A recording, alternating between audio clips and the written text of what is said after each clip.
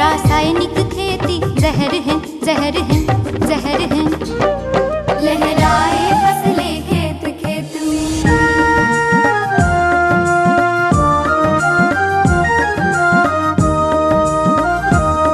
हम करेंगे जैविक खेती जो पौधों को जीवन देती, सबको सात्विक अन्न मिले, स्वस्थ बने मन खिले खिले।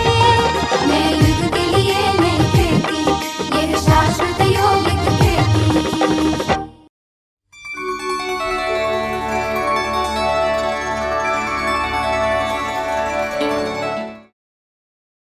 नमस्कार, शाश्वत यौगिक खेती टॉक शो में एक बार फिर से आपका स्वागत है। दोस्तों, ये शो किसान भाइयों को समर्पित है, कृषि को समर्पित है। आज भी इस शो में हम कृषि से जुड़े एक अहम मुद्दे पर बात करने वाले हैं। वैसे हम इंसानों ने किसी भी क्षेत्र में प्रगति के लिए क्रांतियों का सहारा समय समय पर लिया है। हमें देश में आज़ादी चाहिए थी तो हमने क्रांति का सहारा लिया। हमें उद्योगों को बढ़ावा देना था तो हमने औद्योगिक क्रांति का सहारा लिया। हमें अनाज उत्पादन के क्षेत्र में आत्मनिर्भर होना था तो हमने हरित क्रांति का सहारा लिया। जब हमें दुग्ध उत्पादन को बढ़ाना था तो हमने श्वेत क्रांति का सहारा लिया। लेकिन इन सभी क्रांतियों का परिणाम हम देखते हैं कि न तो हम आज़ादी के बाद ही सुखी हैं, न हम हरित क्रांति के बाद सुखी हैं, न हम औद्योगिक क्रांति के बाद सुखी हैं और ना ही हम श्वेत क्रांति के बाद सुखी हैं। इसीलिए एक और क्रांति की आवश्यकता आन पड़ी, जिसे कहा गया आध्यात्मिक क्रांति। क्या है आध्यात्मिक क्रांति और क्यों इस क्रांति की हमें आवश्यकता है और क्यों समय समय पर पिछली सब क्रांतियां भी की गई? आज इस विषय पर चर्चा करेंगे और इस विषय पर चर्चा करने के लिए हमारे बीच में एक बहुत खास मेहमान मौजूद हैं, आदरणीय ब्रह्मा कुमारी सरला दीदी। दीदी, बहुत बहुत स्वागत है आपका शाश्वत यौगिक खेती टॉक शो में। दोस्तों, सरला दीदी के बारे में आपको बता दूं कि 1965 से ही प्रजापिता ब्रह्मा कुमारी ईश्वरीय विश्वविद्यालय में दिए जाने वाले आध्यात्मिक ज्ञान के संपर्क में है और 1971 में लगभग 42 साल हुए इन्होंने अपना संपूर्ण जीवन ही ईश्वरीय सेवाओं में समर्पित कर दिया।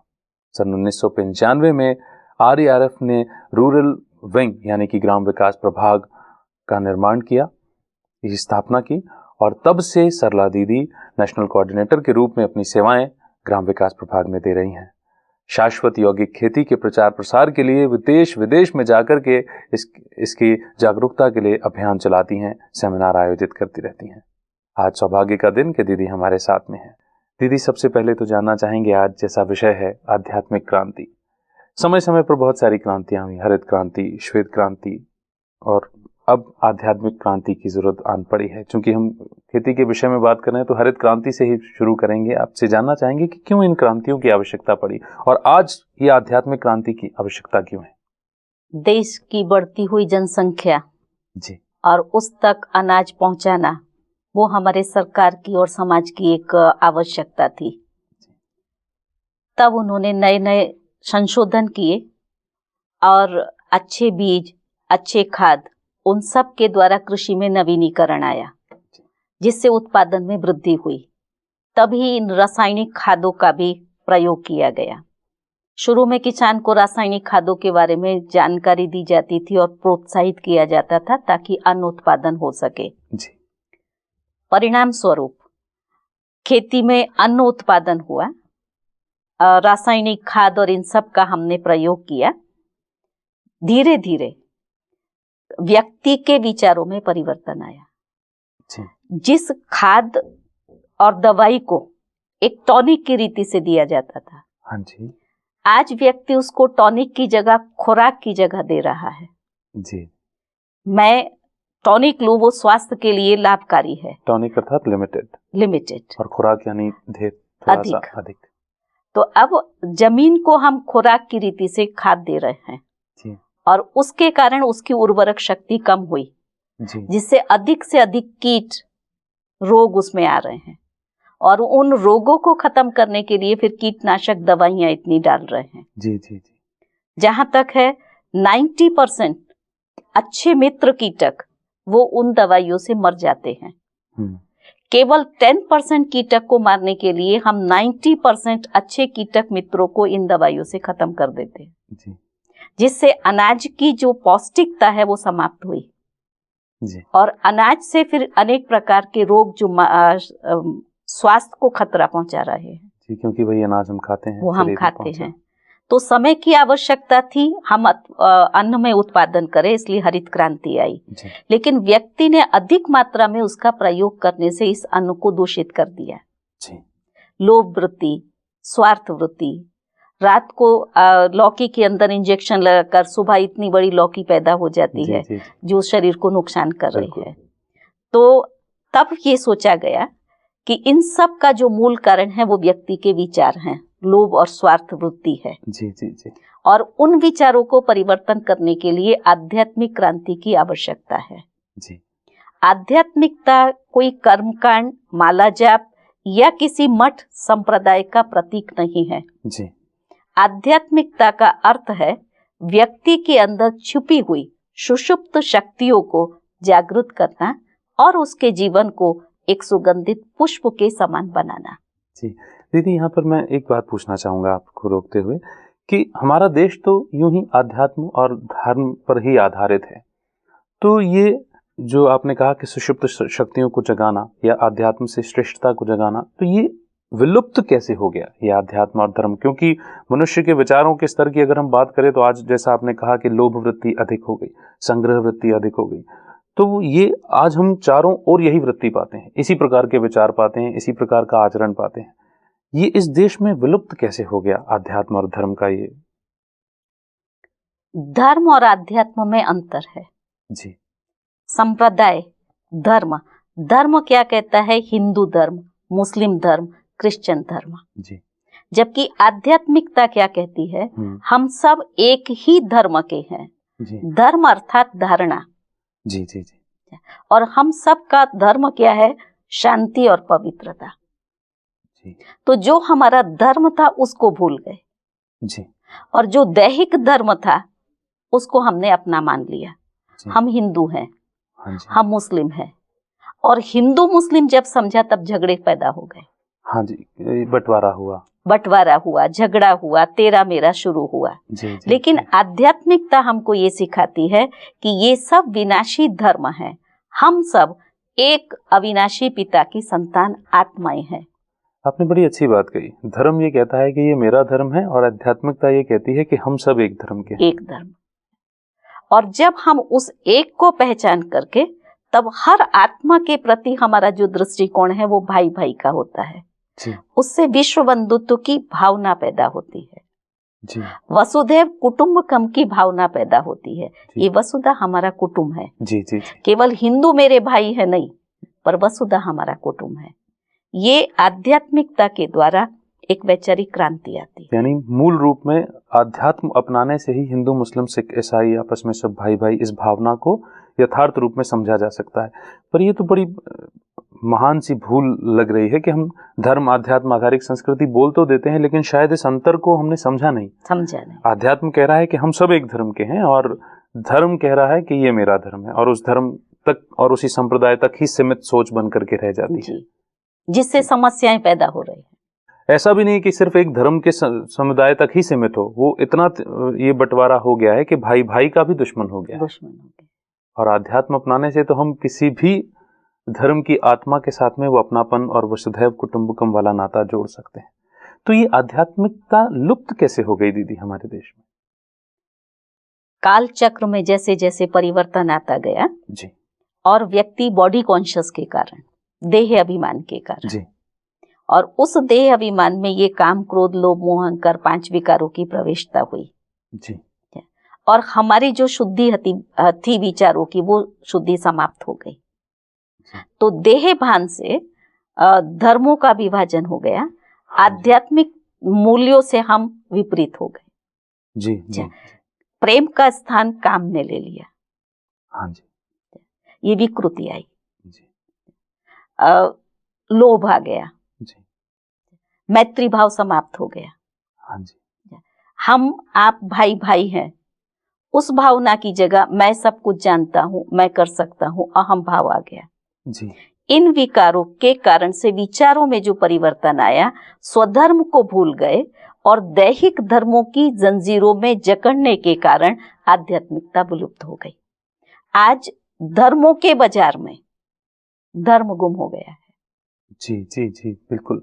मतलब ये कहा जा सकता है कि ये जो धर्म है ये कहीं ना कहीं हमको बांटने के निमित्त बने, और ये जो विकृतियां आई हैं इन विकृतियों में हम और ज्यादा बढ़ते चले गए, क्योंकि एक तरफ हम पूजा पाठ करते हैं, भगवान का नाम लेते हैं, याद करते हैं, और दूसरी तरफ इन विकृतियों में और अधिक संलग्न होते जा रहे हैं। और इनसे बचने का एकमात्र उपाय आध्यात्मिकता है। तो ये आध्यात्मिक क्रांति की शुरुआत कहाँ से मानी जा सकती है? ऐसे 1937 में जब से इस ईश्वरीय विश्वविद्यालय की स्थापना हुई जी तब से ही आध्यात्मिक क्रांति शुरू हो गई है। जी, धीरे धीरे धीरे ये भारत देश में, भारत देश से विदेशों में, और आज गांव गांव तक हम इस क्रांति को फैला सके हैं। जी जी, जिसका मूल लक्ष्य है कि किसान हो या देश का कोई भी व्यक्ति हो, जब वो अपने आप को मूल स्वरूप में पहचानेगा जी कि मैं आत्मा हूँ, उस मूल स्वरूप को पहचानने से जो आत्मा के गुण हैं, हाँ जी, ज्ञान, शांति, आनंद, प्रेम, पवित्रता, उन्हों को महसूस करता है। आज व्यक्ति समझता कुछ है लेकिन जो समझ है उसको कर्म में नहीं ला पा रहा है। जी जी जी, क्रोध नहीं करना चाहिए कहेगा जी, लेकिन क्रोध छोड़ नहीं सकता है। हाँ जी, यह है आध्यात्मिकता का अभाव। तो जैसे आत्मा ये महसूस करती है कि मैं आत्मा हूं और मेरा जो मूल स्वरूप है वो प्रेम और शांति है, उस महसूसता से और परमात्मा के साथ संबंध जोड़ने से वो शक्तियां प्रैक्टिकल में जागृत होती हैं। जी जी, और हम क्रोध से मुक्त हो जाते हैं। तो धर्म तो रहा लेकिन स्वधर्म में स्थित नहीं हो सके।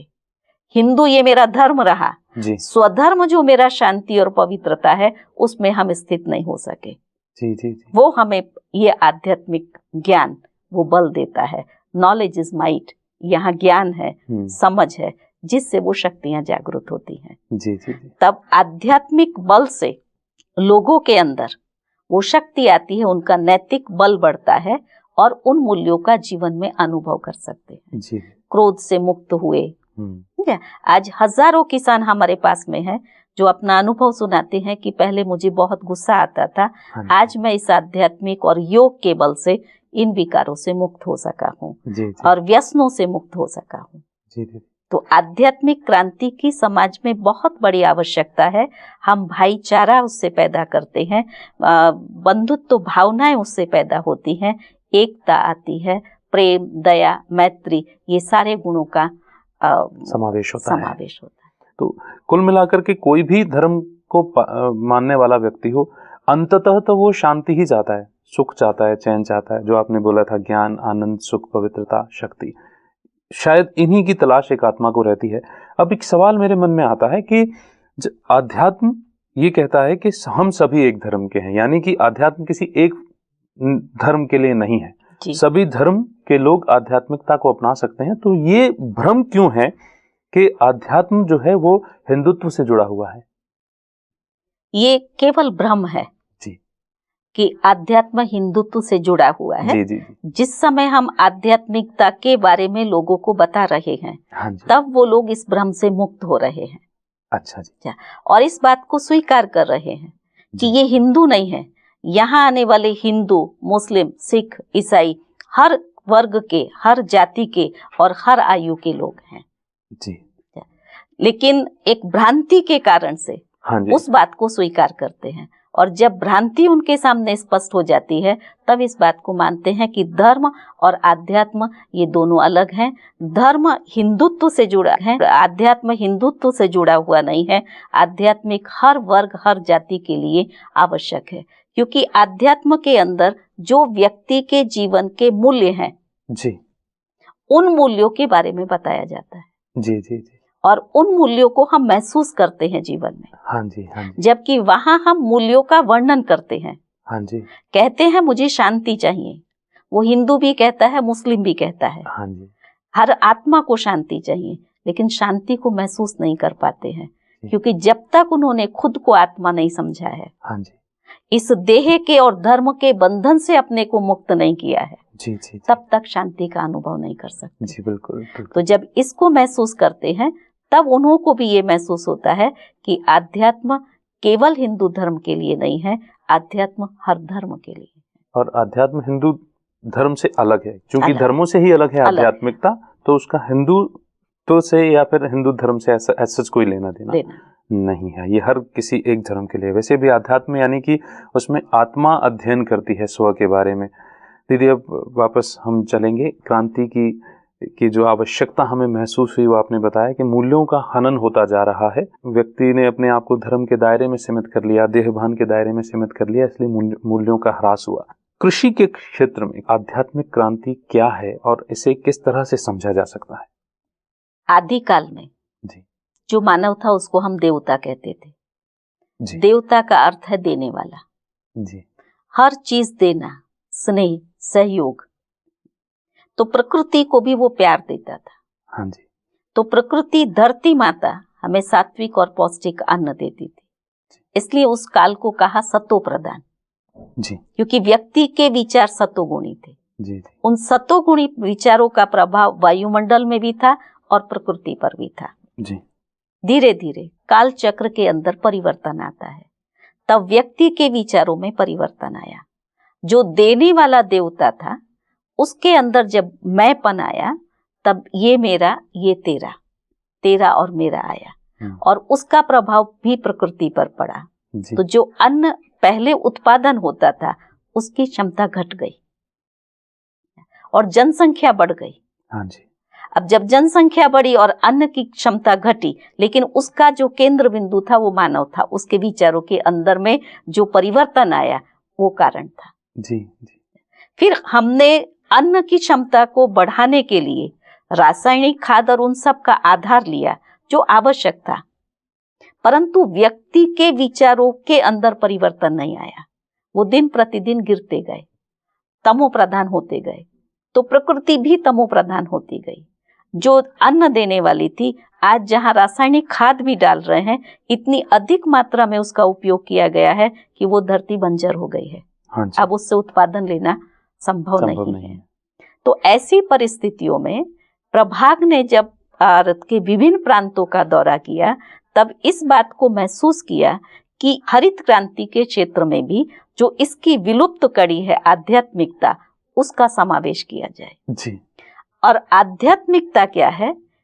किसानों के विचारों में परिवर्तन करना। जी। जो मैंपन के कारण, ईर्ष्या के कारण पहले जो खेती करते थे, तब किसान धरती माता की पूजा करते थे। हाँ जी। बैलों के द्वारा खेती करते थे, गले में घंटी बजती थी, जी, एक सुंदर आवाज, मधुर गीत गाते हुए खेती करते थे, जिससे अन्न अच्छा पैदा होता था। आज बीड़ी, तंबाकू, सिगरेट, व्यसनी व्यक्ति, तेरे मेरे ईर्ष्या के विचार, उनसे जब धरती में अन्न डालते तो उत्पादन भी नहीं कम हो पा रहा है। तो व्यक्ति के विचारों में परिवर्तन के लिए आध्यात्मिकता को महसूस किया गया, और जब किसानों ने इस आध्यात्मिकता को अपनाया और उनके विचारों में परिवर्तन आया, तब उसी धरती पर सकारात्मक विचार दे करके उसकी ऊर्जा शक्ति को बढ़ाया जी। और उससे श्रेष्ठ सात्विक अन्न उत्पादन हुआ। तो आध्यात्मिकता अर्थात विचारों की सतो प्रधानता। तो जैसे आदिकाल में मनुष्य देवता था और अन्न सात्विक होता था, तो पुनः व्यक्ति के विचारों का परिवर्तन होगा जी। तब हम सात्विक पौष्टिक अन्न का उत्पादन करेंगे, और जैसा अन्न वैसा मन। हाँ जी। तो सात्विक विचार बनेंगे और यही सृष्टि सतो प्रधान बनेगी। आज जब जैविक का प्रयोग करते हैं, हमारे कई किसान भाई ये हंसी की बात सुनाते हैं कि जब हम बीज डालते हैं तो उसको पहले दवाई डालते हैं जी। जमीन में पहले रासायनिक खाद डालते हैं। हाँ जी। बीच में हम दवाइयों पर दवाइयां छांटते हैं। हाँ जी। तो हमारा लक्ष्य क्या है? मारो मारो मारो। हाँ जी।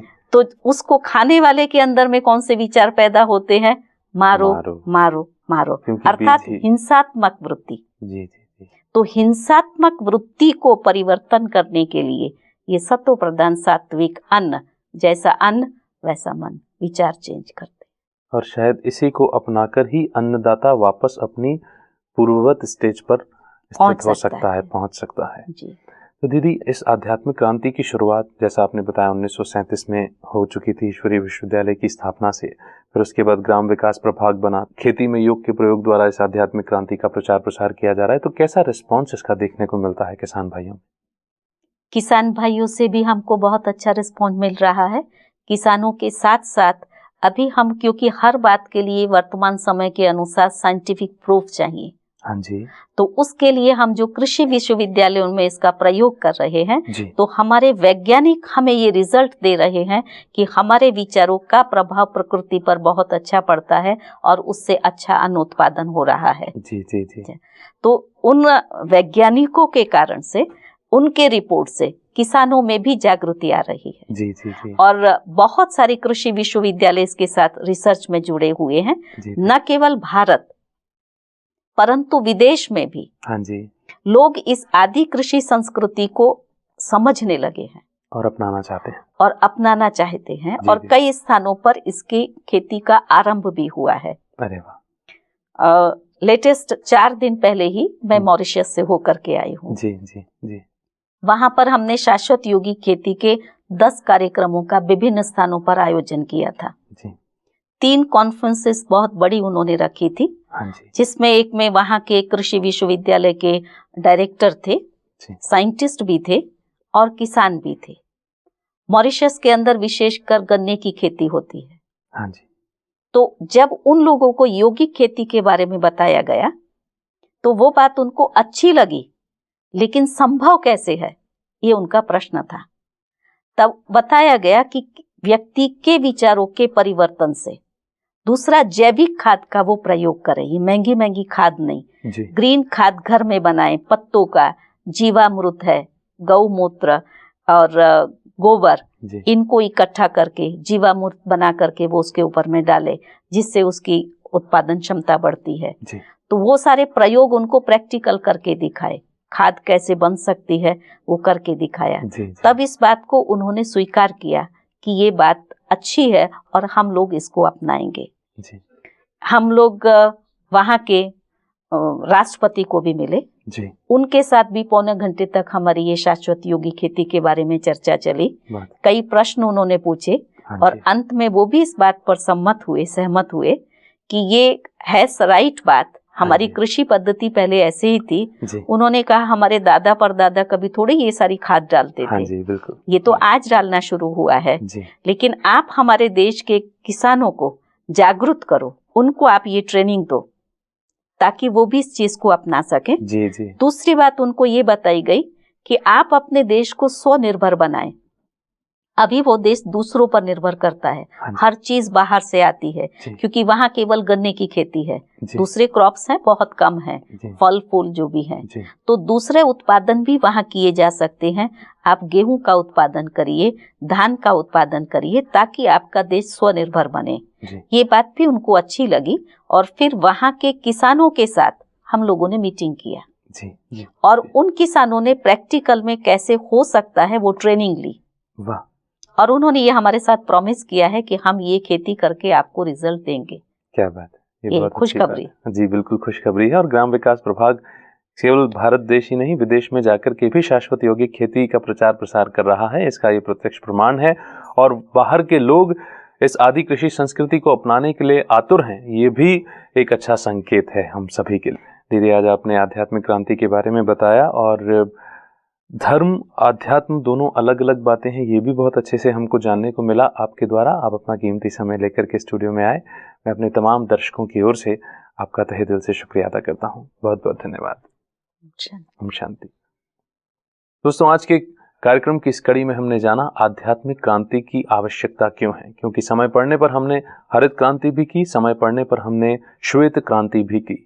हरित क्रांति को जब हमने अपनाया, उसके बाद से रासायनिक खादों और पेस्टिसाइड्स का इस्तेमाल करके अपनी ही फसल, अपनी ही ज़मीन को मारो मारो मारो के जो संकल्प दिए हैं, उसकी वजह से हम देखते हैं समाज में चारों ओर हिंसा आ गई है। अब हमें आध्यात्मिक मूल्यों को अपनाना होगा, आध्यात्मिक क्रांति को अपनाना होगा, ताकि अन्नदाता यानी आप किसान जो हैं वापस अपनी पूर्ववत स्टेज पर आसीन हो सके। इसलिए आपके लिए बहुत महत्वपूर्ण है। फिलहाल आज के इस कार्यक्रम में इतना ही। कार्यक्रम की अगली कड़ी में एक नए विषय के साथ आपके बीच में फिर से हाजिर होंगे। तब तक रखिए अपना बेहतर ख्याल। नमस्कार।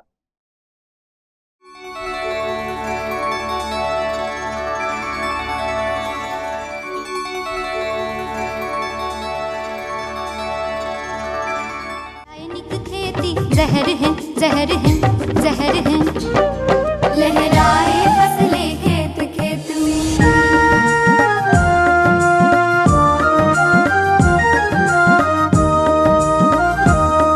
हम करेंगे जैविक खेती जो पौधों को जीवन दे।